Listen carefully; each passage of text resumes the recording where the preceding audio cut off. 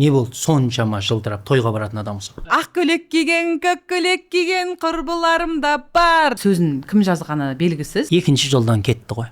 Оңбай кеткен деді. Ол ең бірінші қателік. Ұйқас қайда? Ұйқас жоқ. Құдашаны құнсыздандыру деп ойлаймын мен. Жай ғана сөйлеп, жанына билеп, барсам қалай кетеді дейді. Қалай кетті дегеннің өзі дұрыс емес қой, негізі болама деген сияқты нәрселер керек қой енді. Жарасып үстіне мощный көйлегі, құдаша сөйлеп деген сияқты ма, или жарасып құдаша мощный. Ұйқаспай ақ қойсын, мағынасын келтірейін деп едім хотя бы.